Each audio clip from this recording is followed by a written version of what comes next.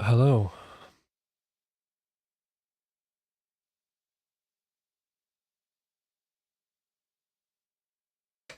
No, didn't have the audio switched on there.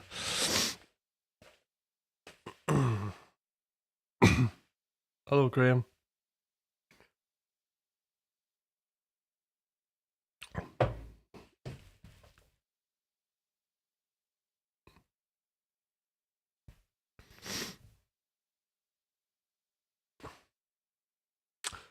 Hi, Z.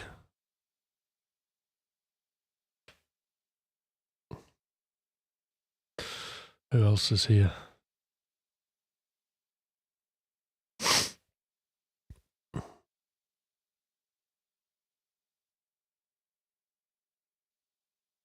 Pedro. Wow, Canada. It's evening there. It's morning here. It's 5:30. Very early. It's 5:30 and it's very cold.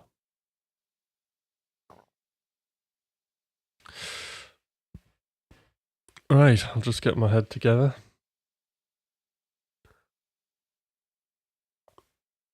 9:30 p.m. Wow. So this is a good time to be watching this sort of thing. It's a sensible time, isn't it? End of the evening when you're getting settled in. Watch Hutch in the studio.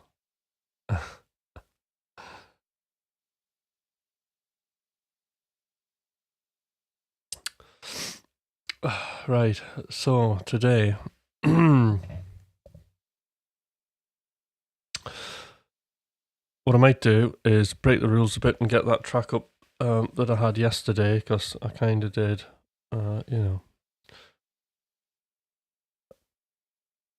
ended up that I was fairly locked in with it and managed to do a fair chunk of it. So I think I might just get that up and do a few practical jobs on it to warm up with. Nothing too strenuous. And then I think I'll do some splurging or another discovery session, something like that. I think that's the plan. And then I can get that track moved on. And then we can have a look at some more stuff, which would be good, because I need to get the sketchbook down still. So let's have a look where we are.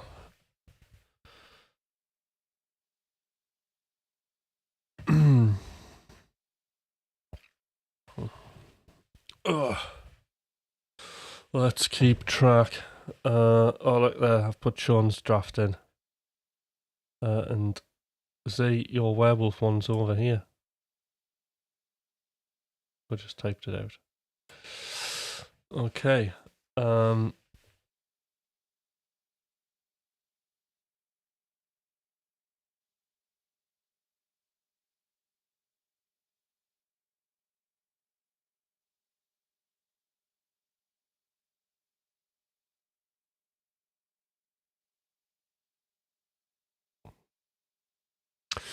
So I think I made some notes here. Volume fade on pad intro, tones used, addicted. Add take loop off, chorus, 16, right. Let's do the taking away. Adding. It's all additive.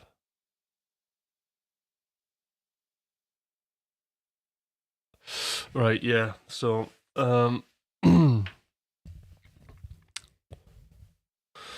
so we ended up the splurge of this particular track, the splurge structure that I had was basically, it was quite good. So there wasn't too much to do structurally with it, apart from like add a like breakdown, but the parts are there to do it. Now what we're doing is in draft is I want to kind of just exaggerate the transitions, or make it feel like the emotional journey is more pronounced. So this is going to be something to do with removing parts, and at some points adding things, like fills and things like that. So people know when their expectations are about to be fulfilled. So that's kind of what we're doing today in the draft. one of the things is we have got the purpose as well. We've got the Sean's purpose, which was a nice little story that he did. Where is Sean? Not here, right? So we've got Sean's purpose as well, which is great because it just gives you something to go off.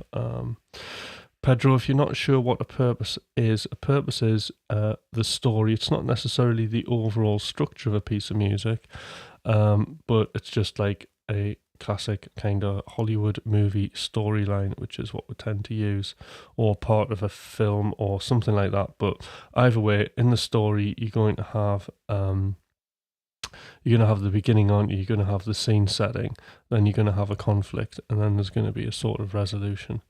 So that's what you're looking at. And then if you've got that, it kind of gives you something to work off in terms of creating the emotions of a track, or at least organizing them.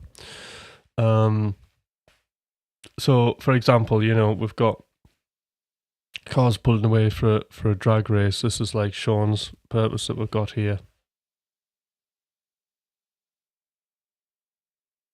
Don't know if I can get it. Oh, that's very big. 2 cars pull up for a drag race. 1 car's a good guy, underdog. The other guy has a jerk with a sweet girl who it was good for him. Race starts. Bad guy takes off, but the good guy throws the car in reverse, pulls up alongside the girl. She gets in, and they take off. So there we go. That is the story. Oh, we're just talking about you, Sean. Morning, Sean. It's your story. We're doing that track today. So the cool thing about the story is, like, when you're looking at the guy in the car, he's trying to make decisions. There's going to be anxiety. So when you've got sort of emotions, which is basically, it's to do with, in music terms, it's to do with the 4th dimension, isn't it? Emotions moving over time. If you can describe the feeling of anxiety in terms of, right, okay, if you had to give it a colour, what colour would it be? Well, it'd be black. So that can kind of dictate to you what sort of key you're going in, like a minor key or something like that. Describing the feeling of anxiety. Does it wobble? Does it move? Well, if it wobbles, maybe there's close tension in the notes, so you get like more oscillation between notes. Maybe if it's a kind of wobbly vibrating thing, maybe some synth has like an LFO on it. But either way, the more you kind of describe the story or the emotion of a character within that, in these terms, the more sort of things you're going to get that are going to give you some sort of musical data to work off. Okay, and it's just a good thing to have, because it means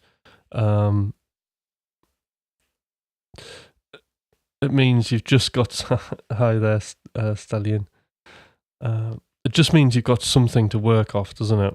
You're not going into a session completely blind.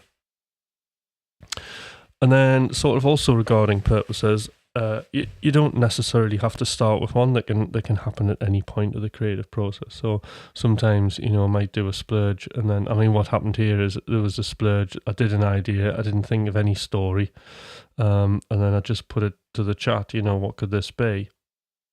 And Z and Sean wrote a couple of ideas, and I just went with Sean's because it was like the first one up, really. But I've kept Z's, so we can use that for a splurge. You see.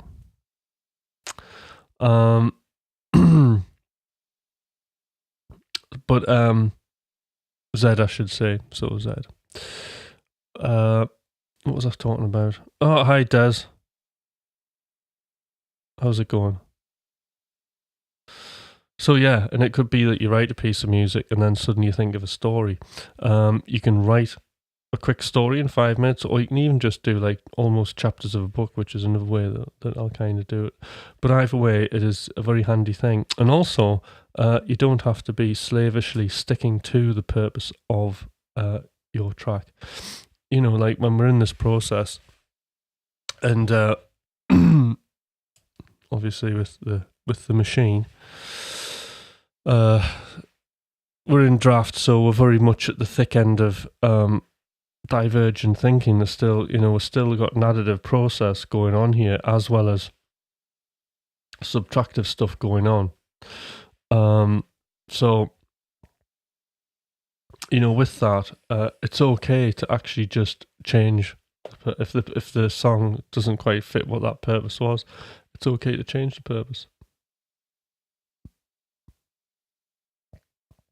Well, congratulations on the new job, Stallion. Hope it's going all good and you settled in. But yeah, good to see you back on here in the morning sessions.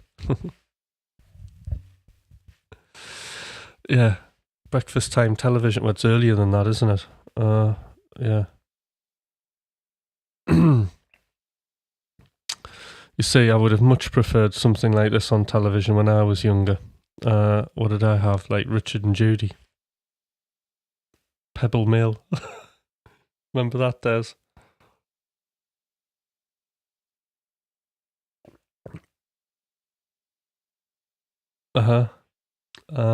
This process makes me think of synthesia.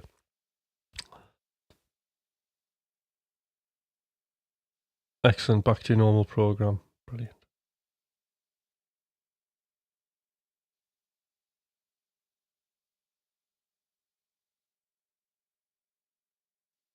Oh, you recorded a session there? Wow.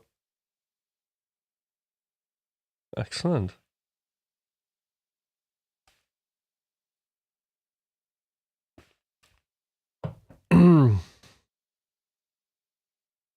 Yeah, relating sounds to shapes and colours.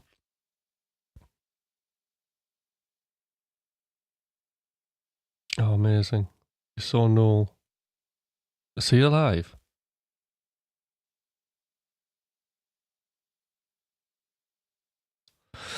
So, yeah. So we've got a purpose, and now it's time to get the track up. So it'll go silent for a little bit, because I wasn't that prepared and I didn't load it up, so... here it is.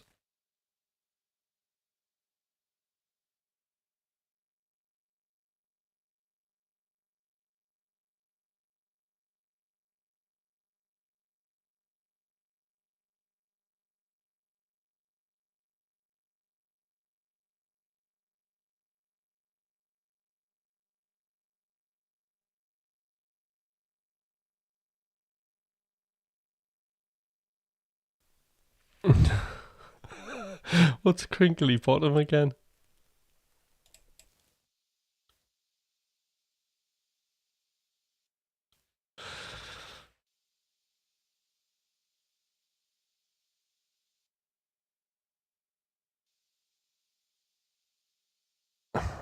Oh, you got your focal headphones, brilliant. Excellent.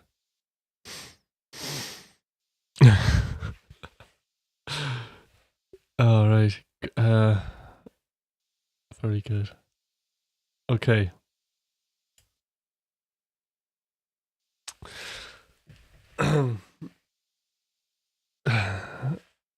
The Victoria Place, Edmonds TV. Yeah, oh yes, I remember.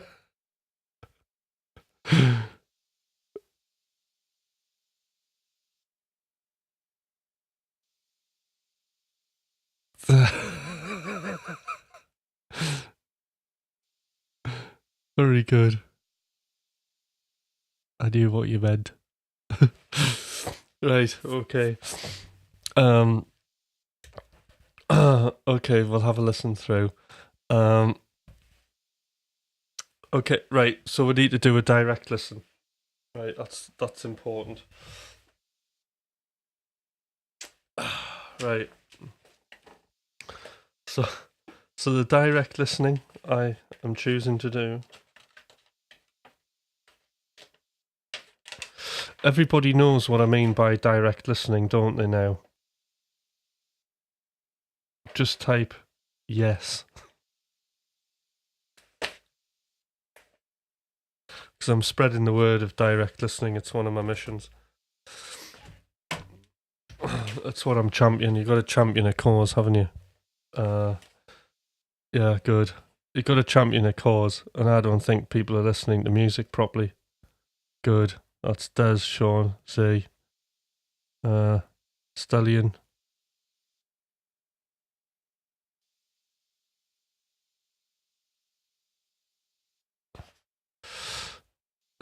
Stallion, do you know what direct listening is? Yes, he does. Oh, this is so good. Pedro, do you know what direct listening is?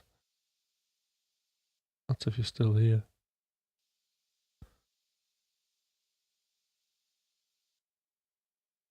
Okay, you have a hunch. Right, so there are different flavors of direct listening.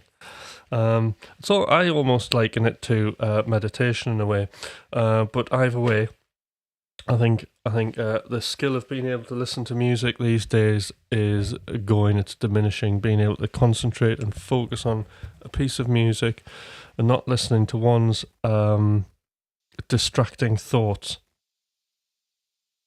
Okay, great.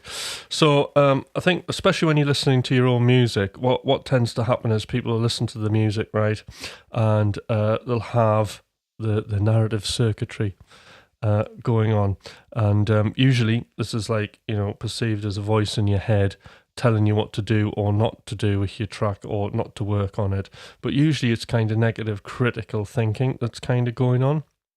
And what actually happens is, while you're listening to your music, you end up listening to your thoughts, okay? And when you're listening to your thoughts, right, basically you're not listening to the music, okay? And if you're not listening to the music and you're listening to your thoughts, right, how do you know what to do, okay, or what needs doing? And one of the problems with this is people end up doing things to their track that they don't necessarily need to do, or doing something that completely, worst case scenario, ruins it, or even worse than that, just having such a bad feeling going into a session that they don't want to work on it. Or, if a track sounds really good and it's perfect in their heads, but it's not complete, they'll also have the symptom of the kind of tight feeling and like just thinking, this is so good, right? I only have to make tiny little incremental movements on it. And then what happens is you end up over listening to your work and then not being able to work on it because you hate it, okay? So what the direct listening about is just being able to, because your distracting thoughts are going to be there regardless, okay? So just like meditation, it's about kind of getting you to refocus on the music, okay? And taking as much information. Now, one thing when you're listening to a piece of music, one of the rules of direct listening is don't take any notes while you're listening to the music. Because again, if you're taking notes, right, you're actually inviting that editor in, aren't you? And if you're doing that, then you're not focused in on what's actually, what's actually going on with the music. Okay. So when I refer to distracting thoughts, it's, you got to think of it, a distracting thought like this. So you're standing at a train station, train pulls in, the train is your distracting thought. The doors open on the train, do not get on the train, let the train go.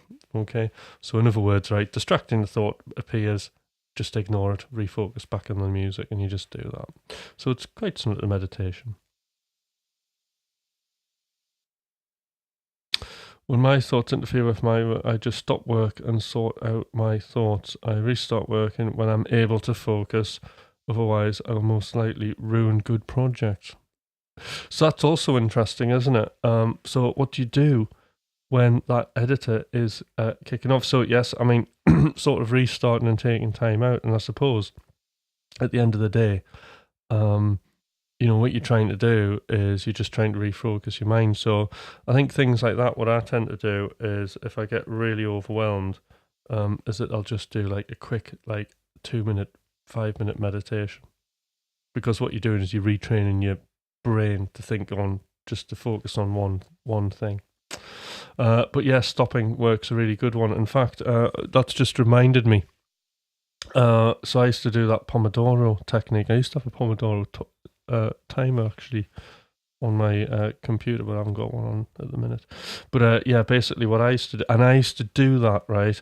The times I used to use it was mixing. So I'd have like a list of jobs to do on the track, and I'd write out how long it would take each one to do, approximately. And then I would set the timer for 25 minutes and then try and get all those jobs down, stop for 5 minutes, work out the next set of jobs, start the time at 25 minutes, and I do intervals like that.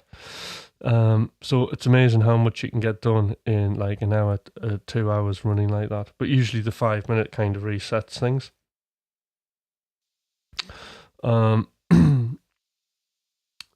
And I suppose, when we're doing splurging, usually the splurges are a short session anyway. And I think, like 10 minutes, that's sort of the minimum for me. And I think like the good thing about doing a short splurge is being able to see how much you can do, what you're capable of in 10 minutes, and then actually using that as sort of a ring fence to practice within to like speed up your production. Because the one thing it does do, the 10-minute thing, is it stops you focusing on things that aren't going to give you the big moves. So like one of the questions for splurging could be that, how much of the music do you need to actually hear to be able to make a judgment on it, how it moves to the next part of the creative process. And if you think about it, it could be that a melody and a bass line is all you need to hear, even though when you're splurging, you also, it depends on what type of music you're doing, all right? But usually, like when you're splurging, if you can hear the bass line and the melody, for example, you're going to know later on what the drums are going to be. It's going to be easier to figure those out.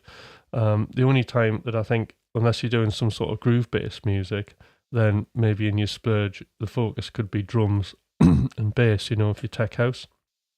So you're looking at kind of fat kind of bass grooves with, some sort of like beat. It's going to have some sort of thing about it.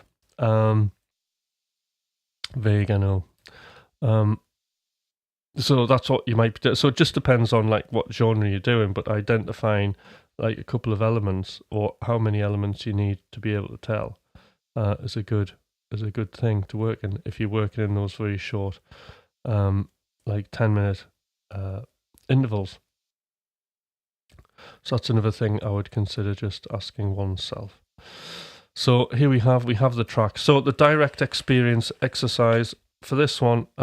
So I'm having a listen to the emotion. I can't actually remember what this one was called. But basically what I'm going to do is I'm just going to draw, as I'm listening to the music, I'm drawing a graph of basically the emotional, the energy of this track, yeah. So the intro is obviously not going to have as much energy or drums in it. And then I'm just going to draw a line, and then when the energy goes up and more instruments come in and it builds, then the line goes up.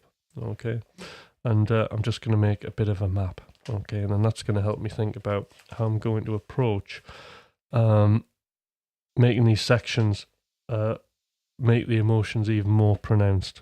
That is the idea. That is the theory. All right, doesn't always work that way. So feel free to join in with a bit of paper and a pen. There you go.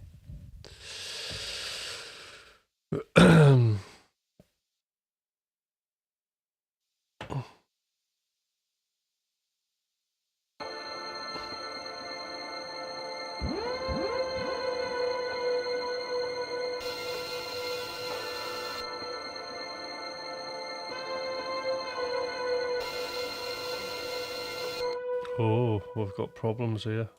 Hold on. I wonder what that is.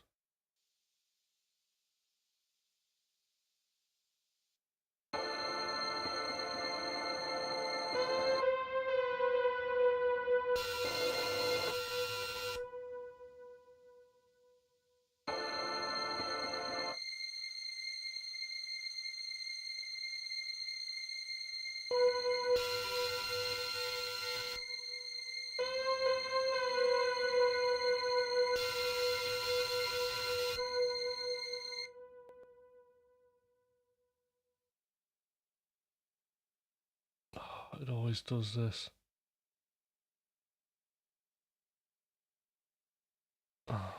Right, okay.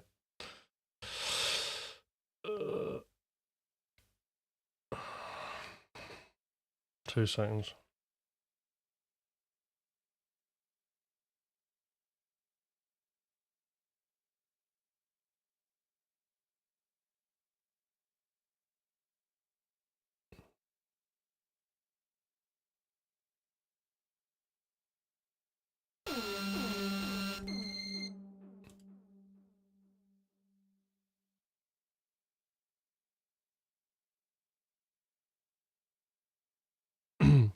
So rolling cloud stuff does this. It like decides that you have to put authorization back in.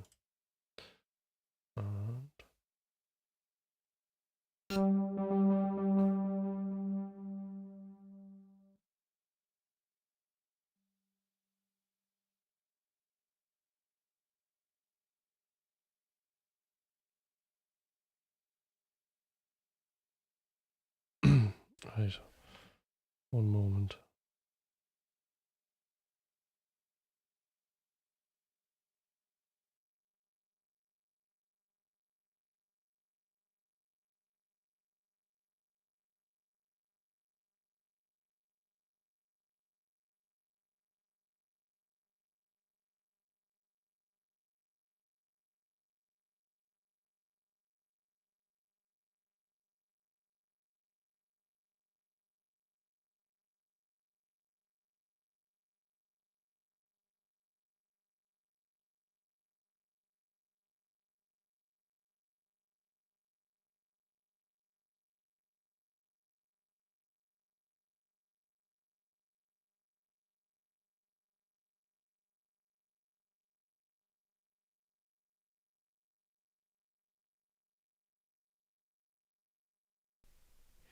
Hi, Tanmi. Right, just sort this out and I'll be back in a second.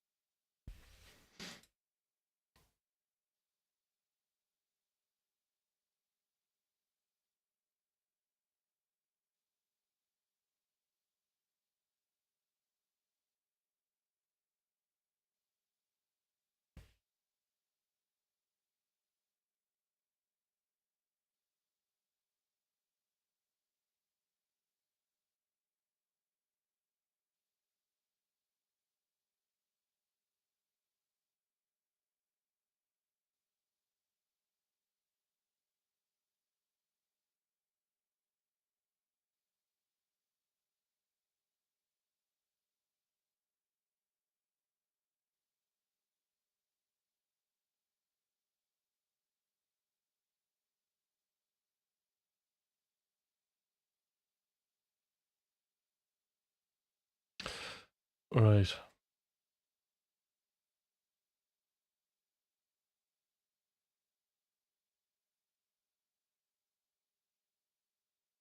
I'll load the project now.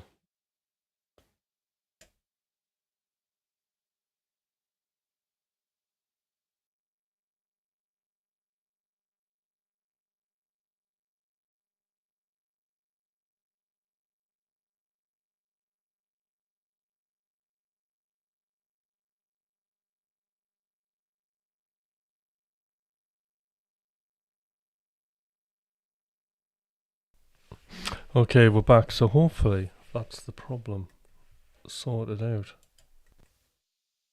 Yeah, rolling cloud does do that. It like decides that it needs authorization now and then. So Stelling, I noticed these problems since the times that I was DJing. Some nights were awesome, some of us were very bad, and I was spinning almost the same tracks. I wonder what was wrong, and it was me. So yes, so a lot of the times, so a problem like that, that's a really interesting problem because this is a common problem that you'll come across. Is that thing where you'll work on a track, right? and then suddenly you just like you dislike it, or you have that thing where you start making something and you think, oh, this is absolutely amazing, right? This is just such a great track, and I'm going to do this to it, and I'm going to do to that, and you're projecting into the future, okay? So with that problem, what you're doing is you've got something that isn't finished, yet you're putting expectations on it. So having expectations on something can have a negative impact, right? The other thing that you've got to bear in mind, and I think this is more to do with what you're experiencing, Stallion, is that you're listening to that track, and basically what we've got to remember, and I've said this many times, and everybody here is probably going to be able to guess what I'm going to say. The recorded music is fixed. It's never changing. Once it's done, and that is it. You've got a record or a CD or something. You can't go in and fiddle with the music and go out and then change it. So the music's fixed, but the one thing that isn't fixed is us. So, we're just biological material that goes through life being influenced by stuff, don't we? So what we're thinking changes all the times in our opinions. And a lot of the time, we're unconsciously making decisions and thoughts that we don't even experience. I mean, this is like why sometimes we'll do free writing in the coaching group, which I haven't done for a while, but we're going to have to go back to. Which is why, free writing is such an important tool, or why the splurging is such an important tool, because what you're doing is you're trying to get below the conscious thinking. But that unconscious thinking at times can make us think, oh, I don't like that. Like, what was I thinking of? This is absolutely rubbish. That doesn't mean that it's a bad piece of music as you're experiencing. You've heard this music, you thought it was awesome, and then you've come back to it, and basically you don't like it anymore, all right? And that simply can only be the fact that we've changed. It might be that you've played that music against something else and it hasn't stacked up, or whatever you mean, or stuff that you've been listening to, conversations you've been having. All these things can affect what we actually think of what we're doing. So another thing is because we're being very sort of subjective in what we're doing, how can you possibly rely on what opinions you're having as an artist in the time? So most times throughout the machine, the process of me making music, I'm actually disconnecting that side of me, that part where, oh, I don't like this, or I don't like, because it's just not actually helping me. It's not actually helping me make the judgments to finish the actual piece of music. I mean, how important is it if I like it or not? I mean, I can work on music and not actually like it, yeah? Because I know feelings aren't actually reporting back any sort of like reliable musical data which I can actually use, okay? What we want to do is like base everything that we're doing on things that actually exist. Which is why, like, sometimes, I'm working on this track. I don't have to like this track, but what I do know about this track is, I mean, I do actually like it, which is why I'm working on it. But one thing I know about this track is that's got me interested in it is because, like, one of the kind of release questions that you might ask yourself is this a good example of what it wants to be? And I know this is a good example of what it wants to be. It's a good example of a genre. It's got like these elements in that I know would actually be quite good. So it's not necessarily that that you have to act. I mean, it helps if you do like the music. I mean, I'm not saying like it's wrong to have feelings. I mean, we can enjoy those feelings, right? What I am saying is that I wouldn't base reality on it, because what actually does exist is the music that you're working on. That's something that's really happening. Thoughts, feelings. That editor in the moment, you just ignore it. You're serving the music, not whims that are coming into your head. Oh, this is good. We're getting a discussion going. What is the best microphone for vocals? Well, I'm using this one. What's this? This is an Aston Stealth. So I quite like this. sounds quite good. But other than that, I don't really know.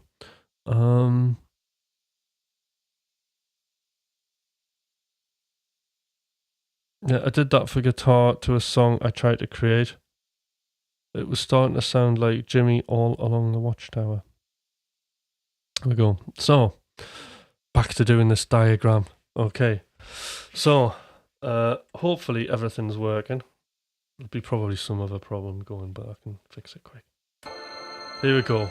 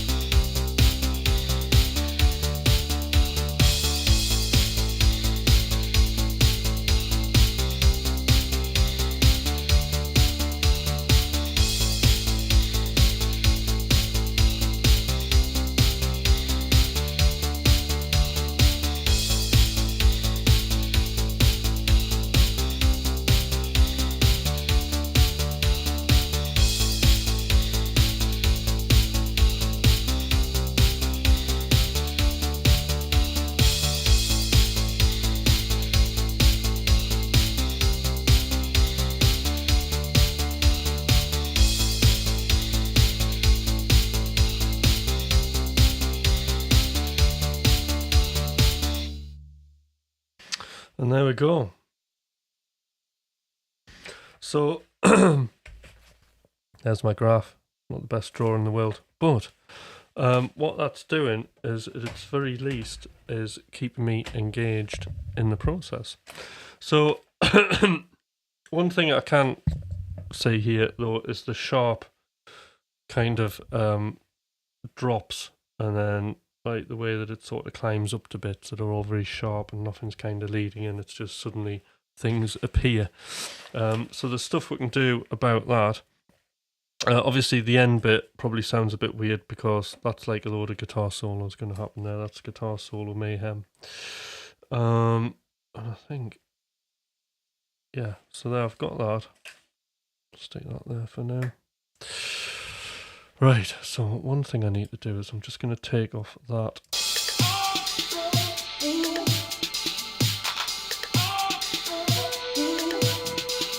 I'm going to take that pad synth off. And then something else can go on there.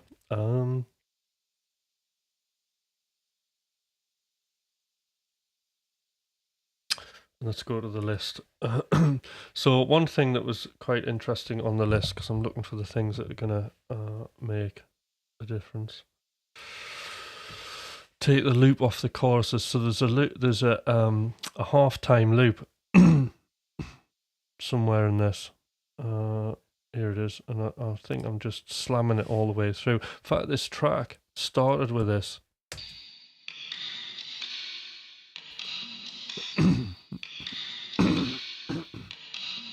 But I think because of its half-time feel, it's kind of putting the brakes on the hook and stuff. So I'm just going to take it out of there for now. And maybe just have it on the verses. Let's have a look.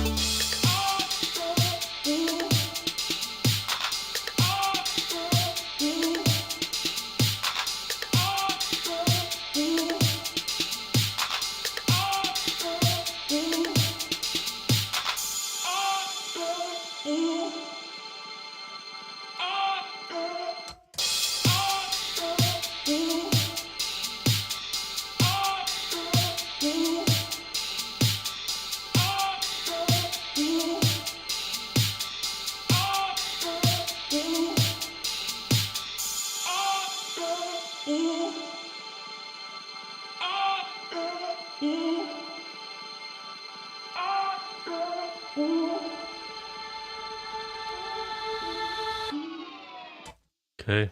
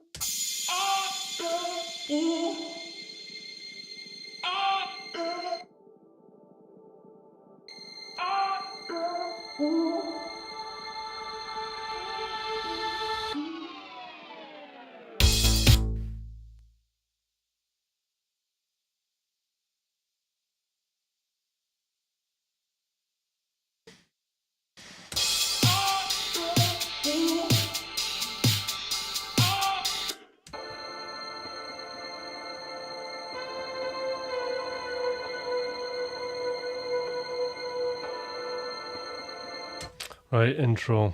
So listen.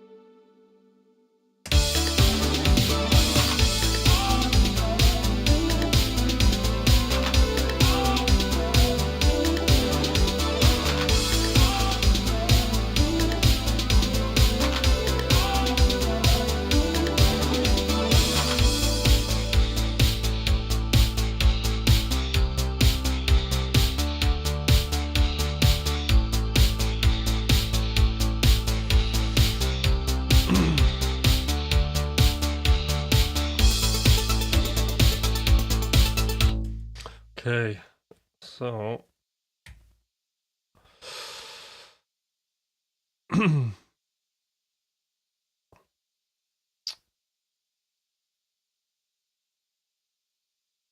so we're going to use addictive drums next. Now the cool thing about addictive drums is it does a lot of the vintage drum machines, and they sound really good. So I've got to find it.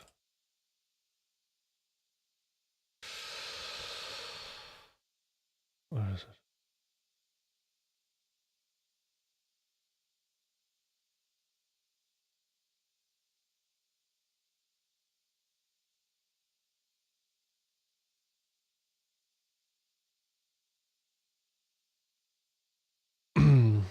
Yeah, this.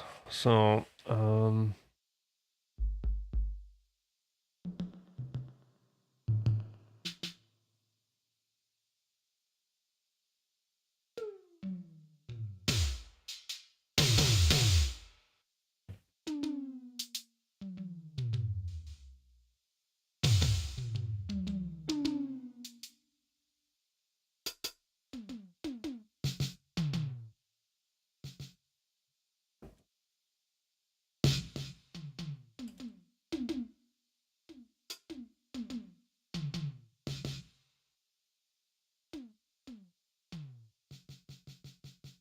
I will go for dry. Quite low in volume that.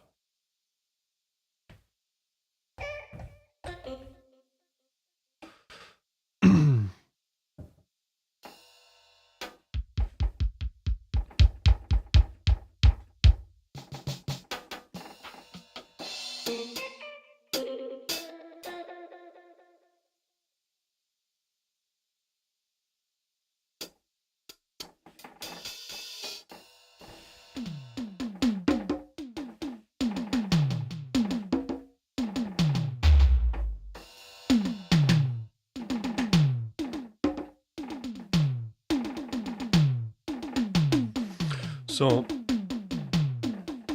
that's the Lin. Yeah, Lin's the one.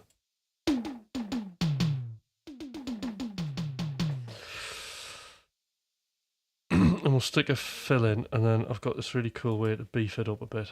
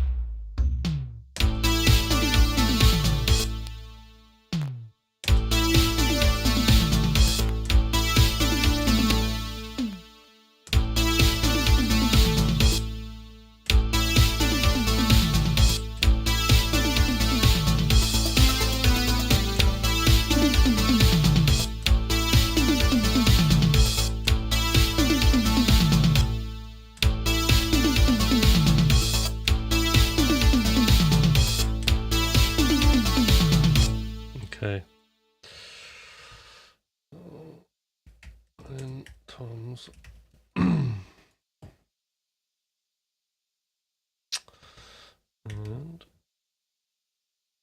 I'm going to use this.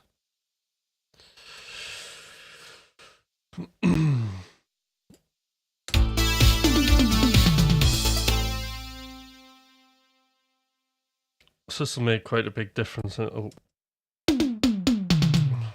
mean, that's just the default.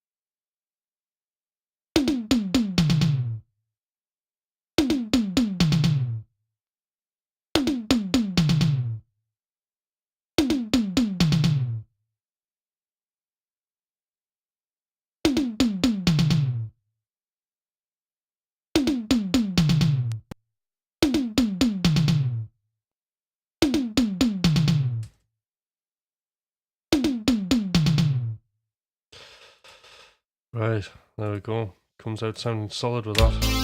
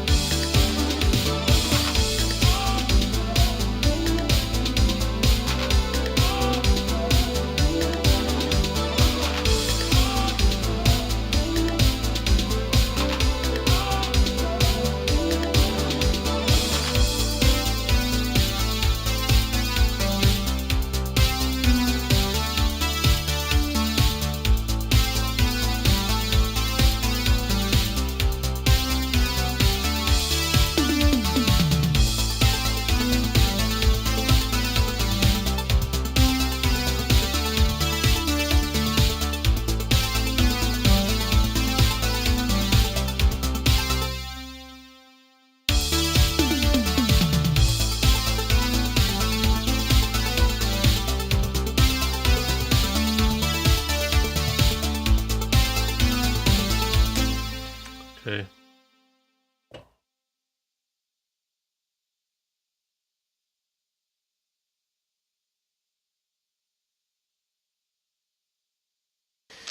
Right, before I do some more toms, I'm just going to go with the monkey brain, and I'm going to do some stuff with the strings. Right.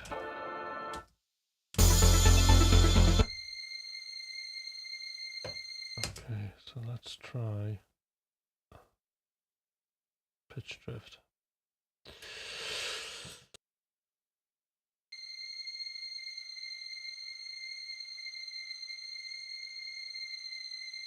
Excellent.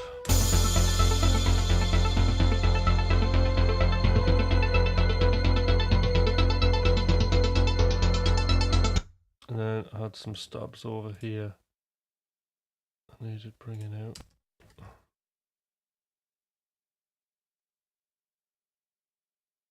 Okay.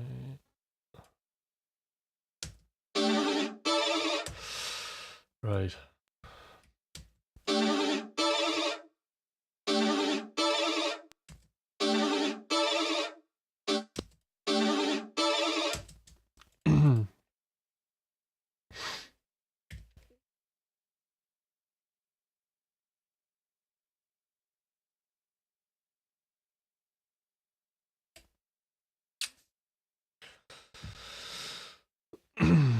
RC 20, right. So what are we gonna do with this?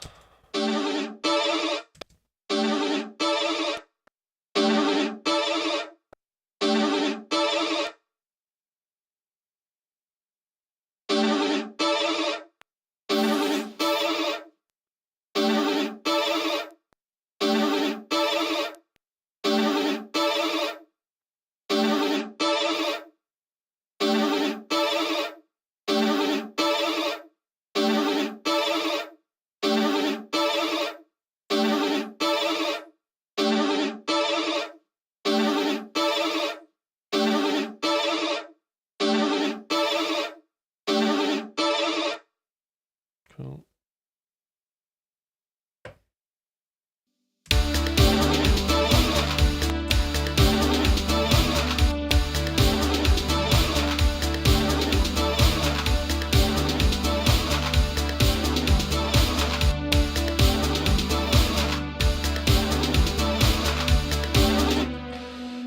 And just gain stage that.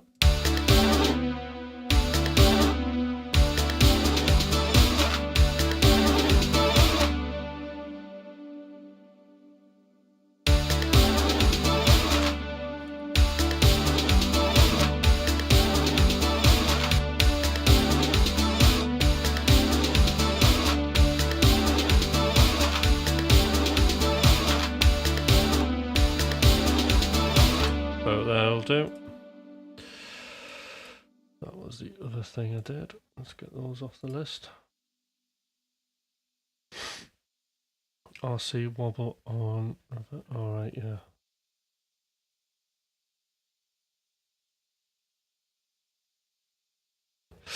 So I think the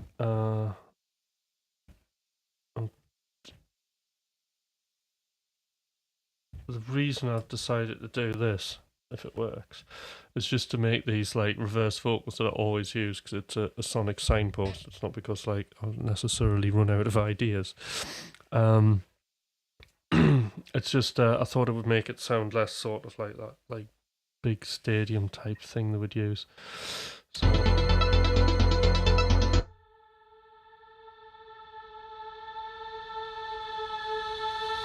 Yeah.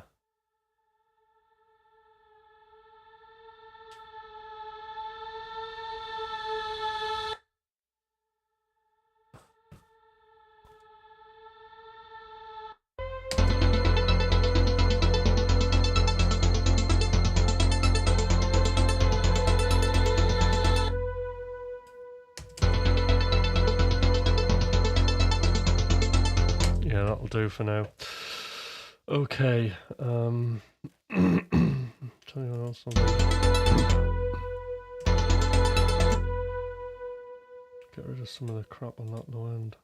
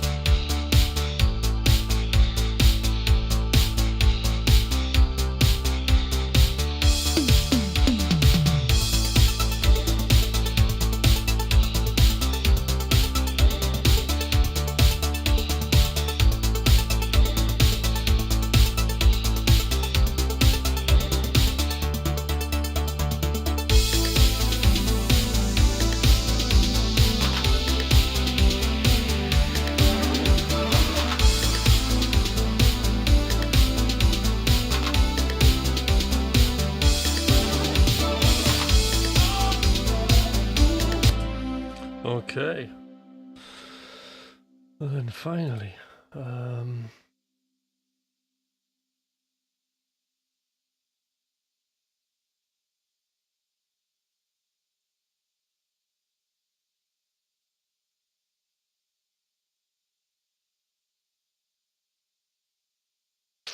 need to find my other toms. This one here.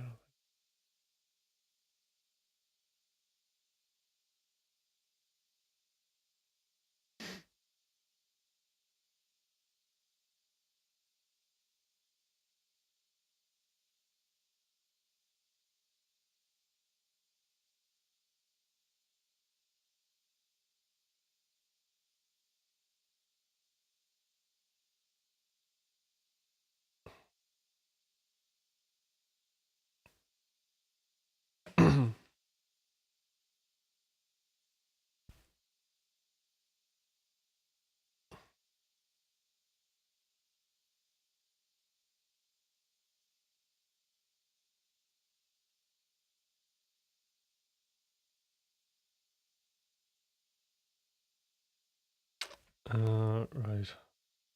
I'll worry about that later.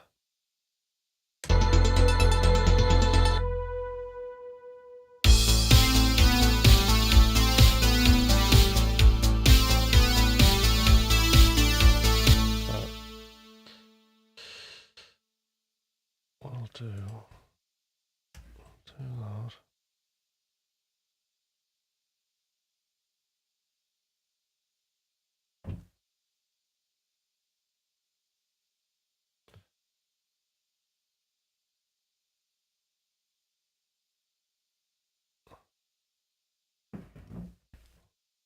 Toms.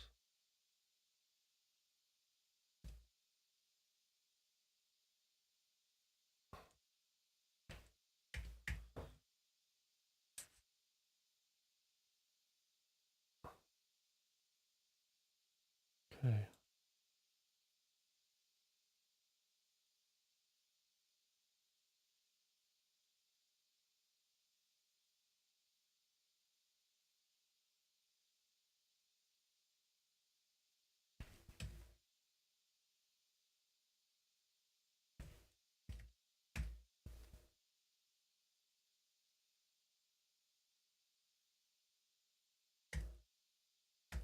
Let's say that's something like that. Okay.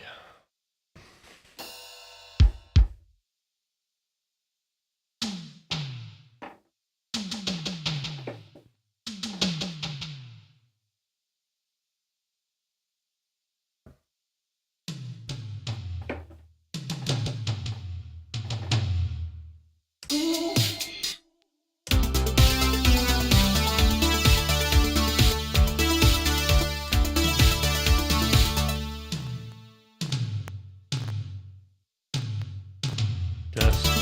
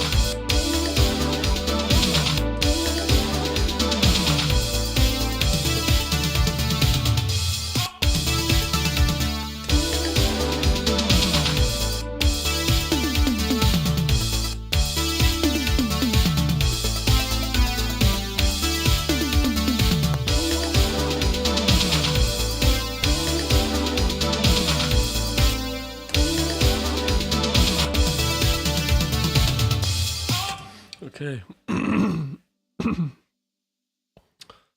Right, and I'm not really sure what I'm putting at the end here. So I think I'll guess. Of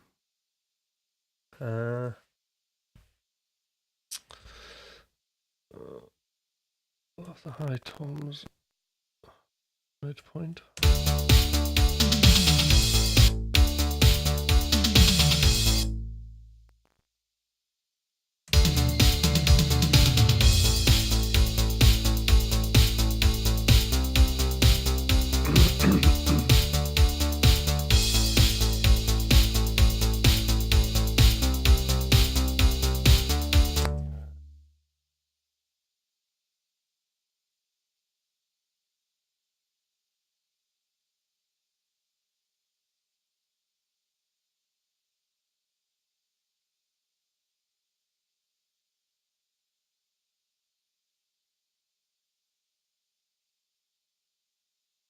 So the interesting thing about that is I was just going to leave it and then ponder over that later, but I've decided to guess.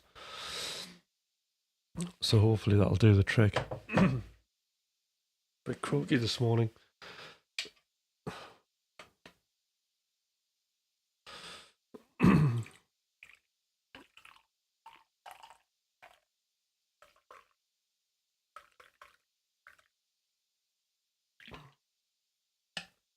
Right, and that is my session done. So, interesting.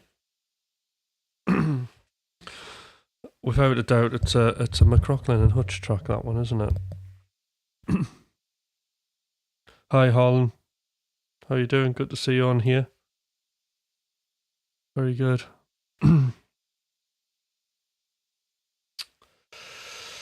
How's it going? All right. So yeah, it's definitely McRocklin and Hutch sounding. So we'll see if we can get Thomas to play on it.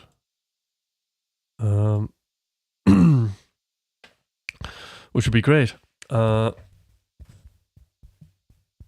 just woke up. Morning. Right.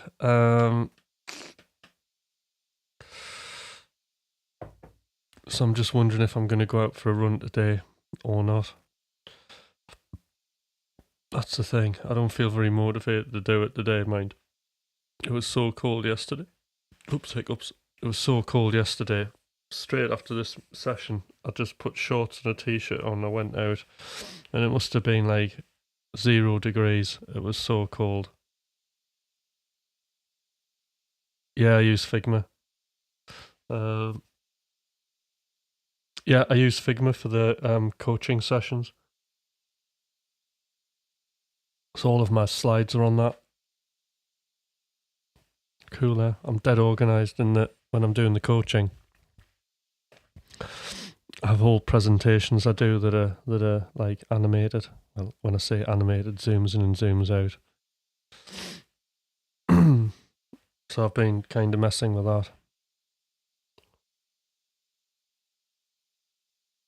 It's quite handy, although I've been toying with the idea of just like going without the slides and having a more organic feel to it. Just depends.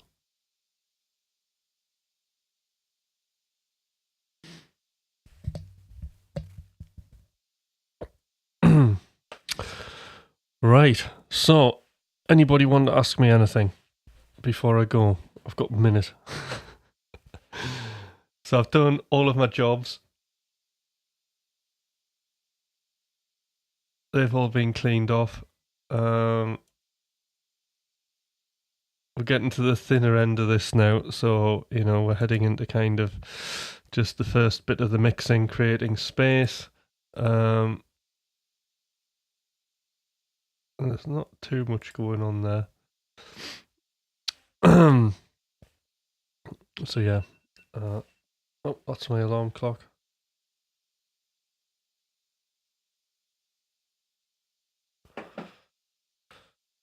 So we've got same again tomorrow. But this time, I think we'll be using Zed's Purpose for a splurge. How about that? I think what we'll do is we'll use Zed's Purpose for a splurge, and then you guys can write the tune. You can tell me what to do to the splurge. I think that might be quite an interesting game to play. Make it a bit more interactive tomorrow. I'm up for that, yeah. So, yeah, just remind me that that's what we're doing. I'm going to just try and get everybody to contribute and see what we produce. So I think it might be good, like just people saying things and seeing what happens in the process when I do it. I think it'll be fun. I think, yeah, we'll do something interactive like that, you know.